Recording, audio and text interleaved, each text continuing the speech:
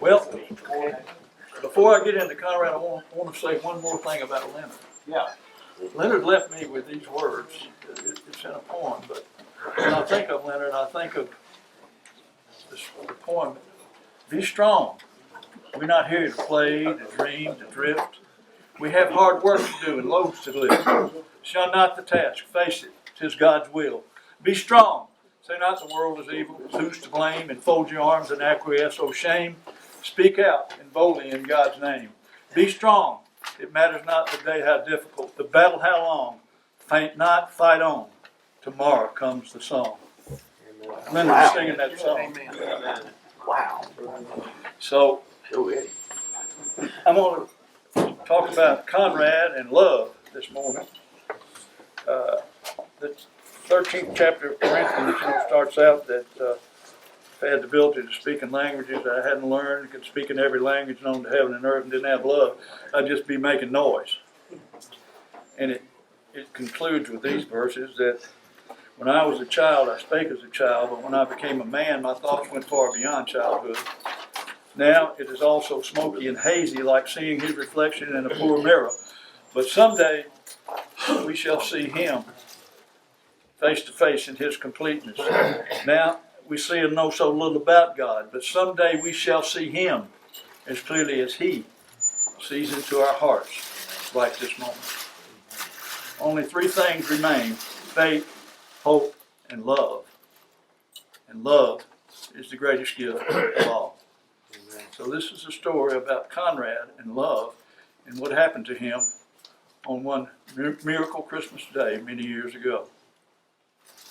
Before the cathedral in grandeur rose at Inglenook where the Danube goes, before the forest of silver spires went airily to the clouds and fires, before the oak gave forth a beam while yet the arch was stone and dream, there where the altar later laid, Conrad the Cobbler plied his trade.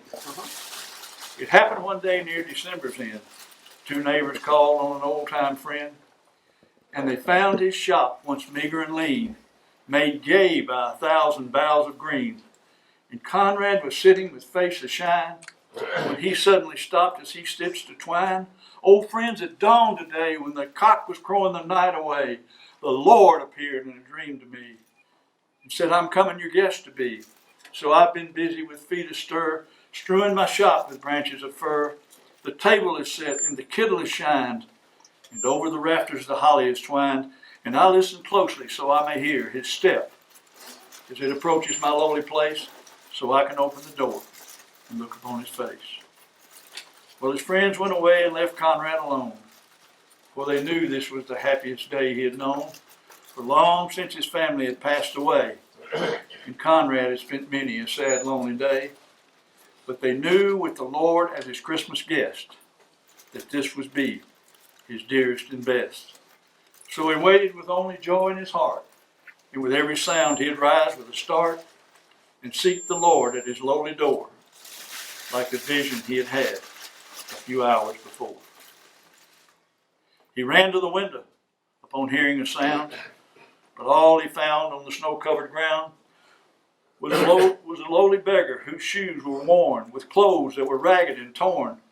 But Conrad was touched. He said, "Come into my store. I have shoes for you and clothes that will make you warmer too." With a grateful heart, the man went away. But Conrad noticed the time of day and wondered what made the Lord so late and how much longer he'd have to wait. He heard a sound. He ran to the door. It was only a stranger once more, a little old lady in a shawl of black. Now Conrad knew he should give her a place to rest, but then that was reserved for his great guest. But he called her in and he brewed her a cup and he let her sit at his table and sup. But when she went away, he was filled with dismay, for the hours of Christmas were slipping away. And the Lord hadn't come as he said he would, and Conrad just knew that he had misunderstood. When out of the silence he heard a cry, "Please help me, where am I?" Again he opened his lowly door, only to be disappointed as twice before. For it was only a child who had lost her way and wandered from her home on Christmas Day. But again, Conrad's heart was sad, and he knew he should make this little girl glad. So he called her in, and he dried her tears, and he helped her calm her childish fears, and he led her back to her home once more. But when he returned to his own, he knew the Lord wasn't coming today, for the hours of Christmas had passed away. So he went to his room, and he knelt to pray. He said, Lord, why did you tarry today?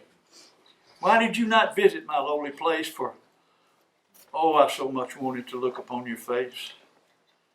When out of the silence a voice he heard, lift up your head, Conrad. I kept my word. 3 times my shadow came to your door.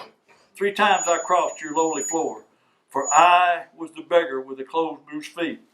I was the little old lady you gave something to eat. And I was the child lost on the lonely street. 3 times I knocked, 3 times I came in. Each time I found the warmth of a friend. Of all the gifts, love is the best. Conrad, I was honored to be your Christmas guest. And the Lord Jesus said, whatever you do unto the least of these, you do unto me.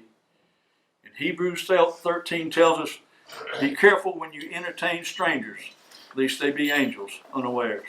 Merry Christmas. Thank you.